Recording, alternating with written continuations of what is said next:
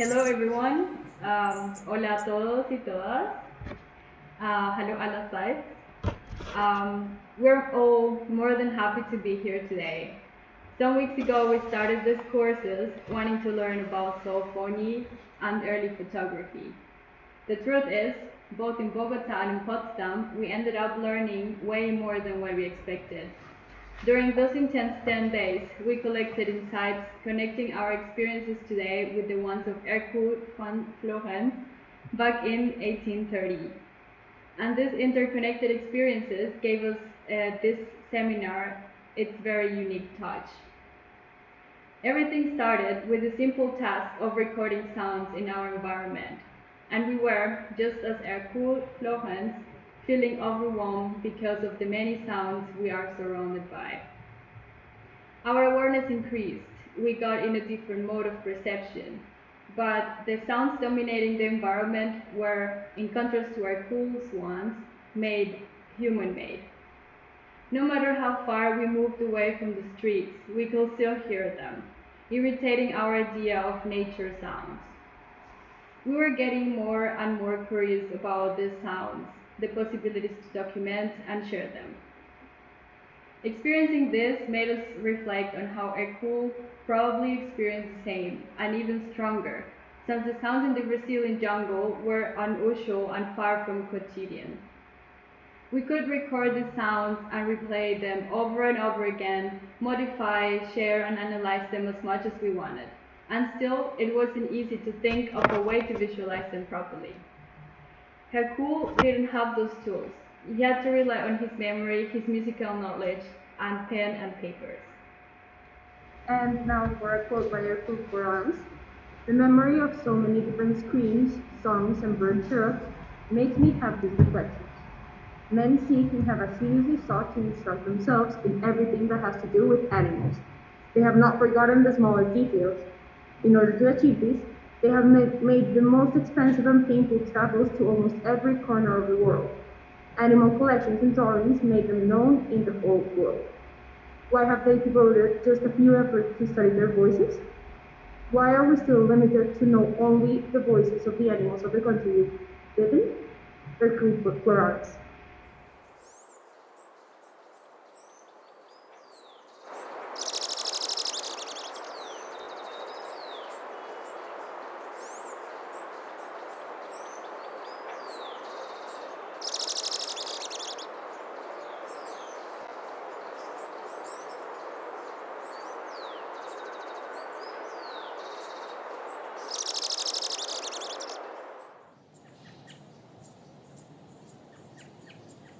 How was your experience using Rosie for the first time? Por español. Sí. Bueno, disculpen que tenga que hablar en español, pero la verdad, mi inglés no es muy bueno. Mi experiencia con Prophecy, pues empieza acá. La verdad, nunca había usado Prophecy. Entonces, fue como sumergirme en un mundo nuevo. La verdad, quería explorar con algo totalmente desconocido y siento que, pues, digamos, esta era como la oportunidad perfecta para encontrar la manera como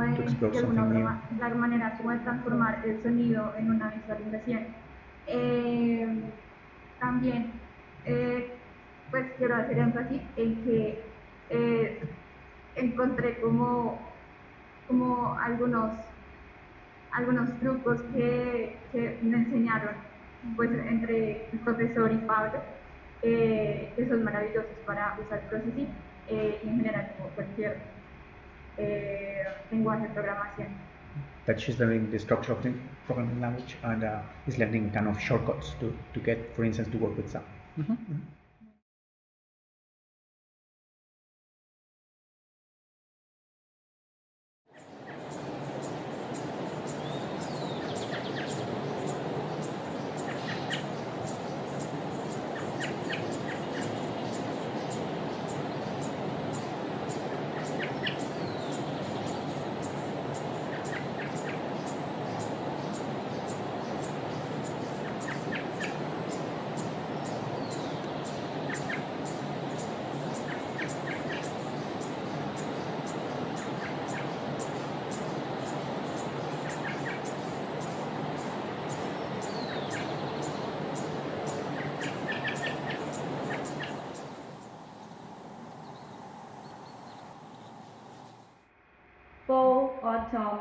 perhaps otoño. Even though all these words mean the same, there is one that is more tangible for me, perhaps, even though this word is not in my mother tongue. Just as Erkul was overwhelmed with all the different sounds in the jungle, I felt the same way when recording these sounds, in this case dominated by human-produced sounds. However, if you listen close enough, you can hear the animals preparing for winter. Or maybe that's just my interpretation, I don't know. Anyways, this is my fourth herbst, my fourth autumn, otoño, in my life. And at this point, I know that it's only gonna get colder. Oh, it's only gonna get colder, more gray, more wet. Even though the days are shorter, they feel longer. Other beings know it as well. The trees let their leaves fall. The squirrels save food. The birds emigrate to warmer places. Humans do more indoors, drink more tea, eat more cake. So fall is at the time So fall is a time to get used to it, to assimilate the change, to find ways to survive in different ways. Humans try to stay warm and not let the cold crawl into their souls. Hercule had the need to share and comment. Sorry, my phone just stopped working. But anyways, Hercule had the need to share and document all the sounds to their fellow friends, Europeans. And I thought it might be nice to share some sounds from the fall that might be unknown for some of you.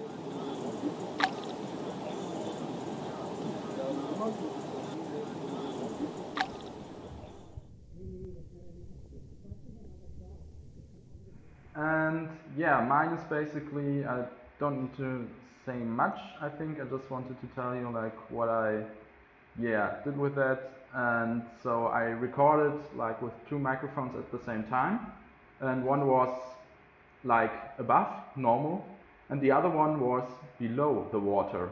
And I think from the visuals you can figure out which one's which, and that's basically everything I wanted to say for that.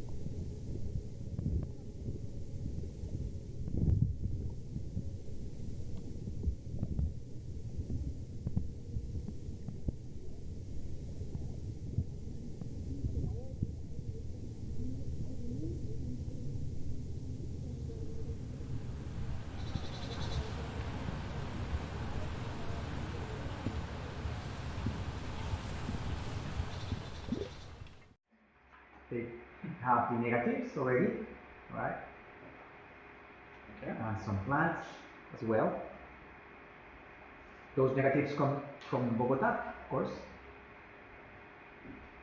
And they are taking those to the back of the photographic lab here. They have a great facility for doing exposing the negatives. So instead of going, to the sun and everything, you just go to this place and there's like a table where you can put your negatives. The paper is already there, and they will expose the videos. Sorry, the negatives, right? Okay, so this is the first stage and second stage. Here is the room. So that's a vacuum. So it's a glass with that cable. It's a vacuum. So you stick the papers to the first the negatives and then the papers, right? And then you need to cover that, and then the air is sucked. So it creates like a vacuum there. That helps is what we did with the glasses in Bogota, like trying to stick with the negative and the paper.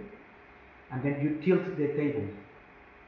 And in the other side is a super big UV lamp. I hope they will show the lamp in a while. And so now that's the table, right? The negatives, then they're placing the papers on top.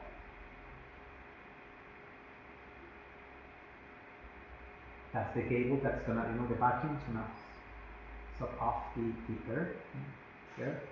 You need to close it very, like that.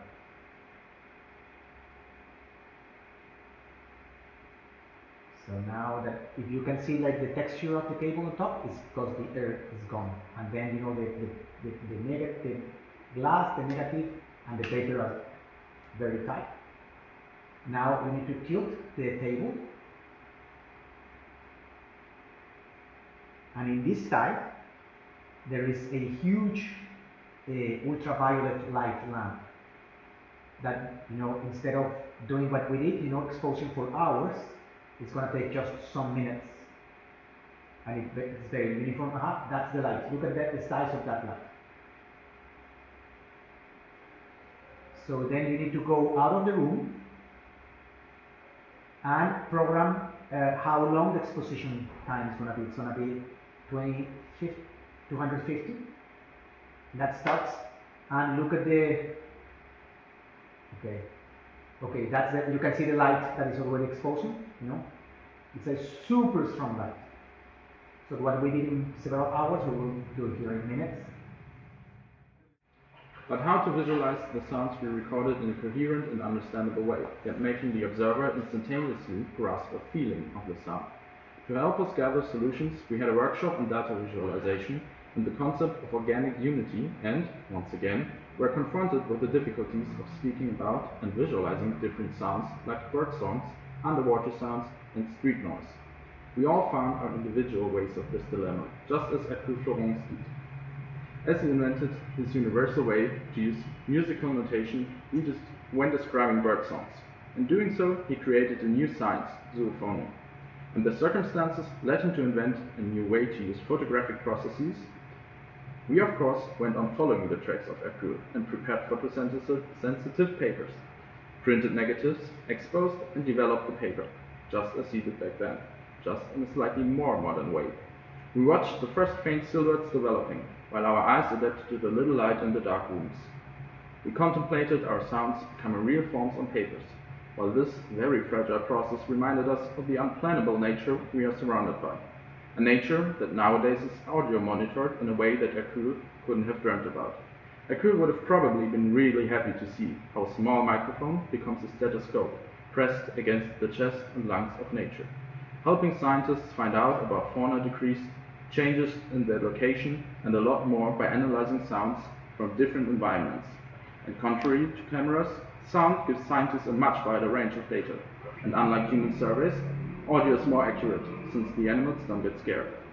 All this became very clear to us during this seminar, but only because we followed Hercule Florence's steps ourselves, along with the theory. We had the opportunity to make our own experience connect them, share them, compare them, and reflect on them. And now we can deeply appreciate the legacy of École Florence.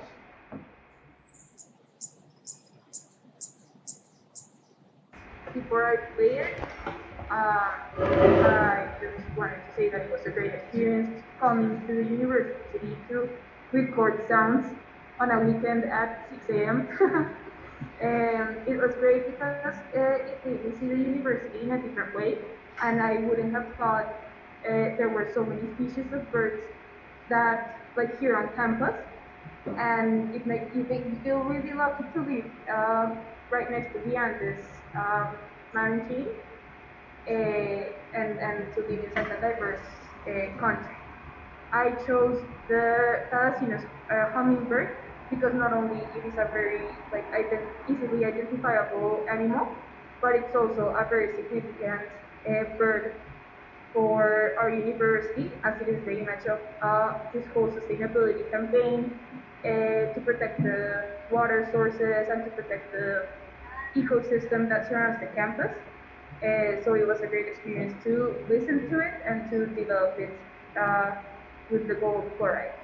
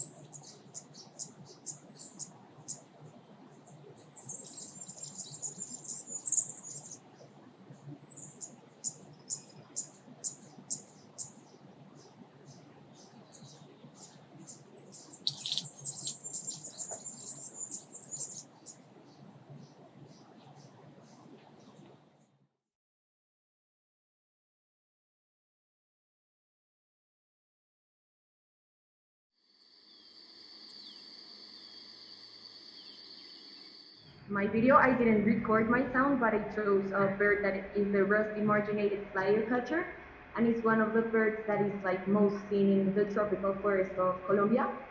So I wanted to do a different. I did like the sound, and just it was it was really fun doing like the technique and that.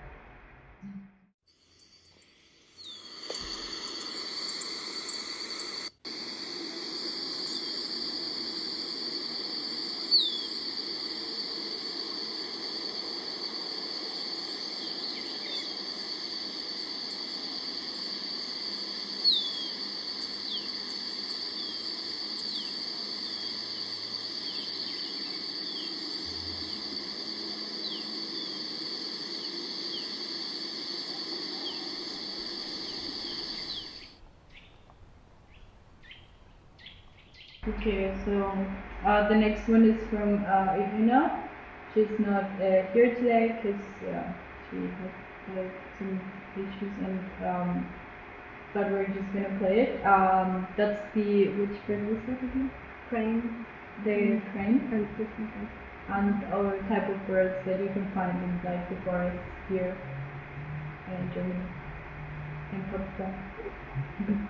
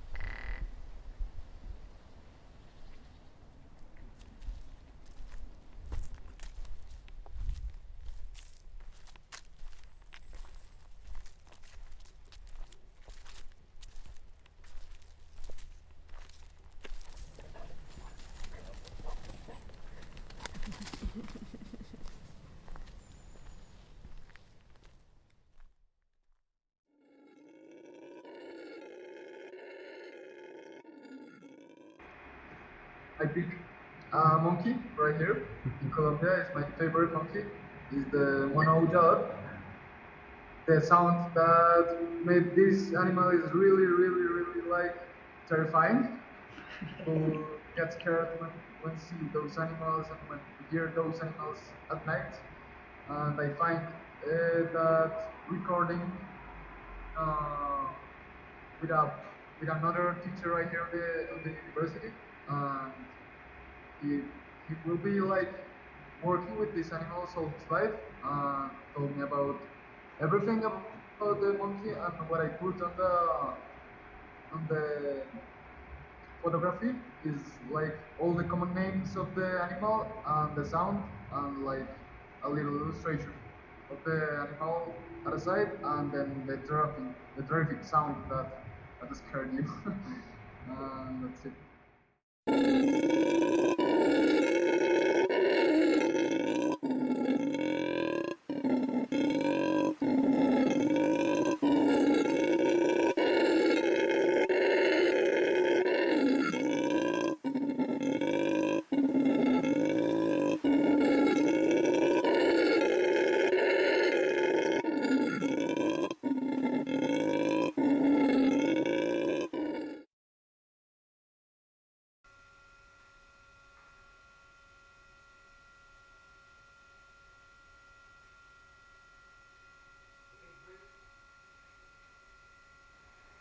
So it's kind of like fun for you. So they are now in the UV chamber. Uh, they need to tilt back the table, get the negatives and the paper, and take the paper and develop that in the first room. And if we are lucky, we will be able to reproduce the image that we have in this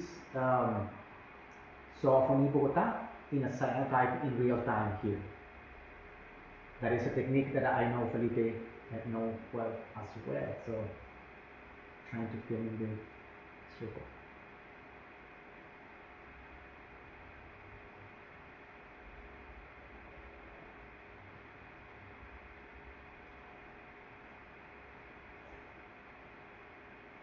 So paper, now submerged in water, and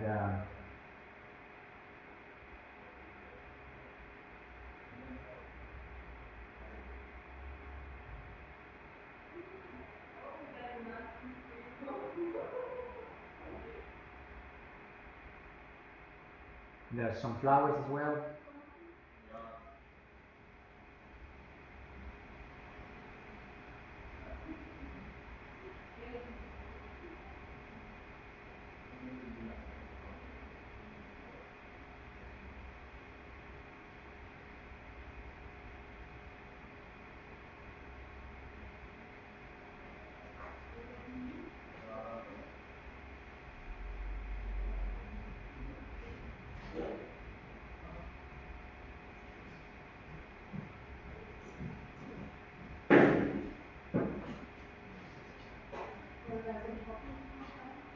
Ja, that's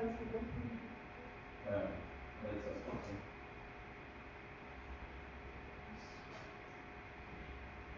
And these will get a bit darker when we wait like 10 minutes and they started drying a bit and the images get a bit clearer. Those are the ones we did already. Some of them you have seen. And Luciana will do the third This reading is now. like the last small reading. Okay. They look amazing. They look so good. Thank you. Okay. After everything we learned, experienced, and reflected on Zoophonie, photography, organic unity, bioacoustics, acoustic psychology, and beyond, we have the opportunity to share with each other our works, with a lot of advantages over Echo. On a different time, being able to play the sounds to you together with the visualizations. Hercule couldn't do that. People who saw his visualizations had to imagine the sound played in their heads without having heard it before. Hercule said, when one considers how much the voice of animals varies up to infinite, One is led to believe that it is almost impossible to write it, unless an infinite number of signs is used. However, although the method I propose is but a primitive attempt, it will be enough to render all the sounds susceptible to be presented by musical notes. For the sounds that are not, one could, expecting the best, use comparisons. These last means is the one we have used every time that, for explaining something new, we have lacked terms and signs that could not have been invented beforehand. The researches and inventions being related to perfection. I dare hoping that such will be the case of what I propose, especially as we have found the means to represent what appears to the senses, at least to the degree of truth we are allowed to reach. Okay.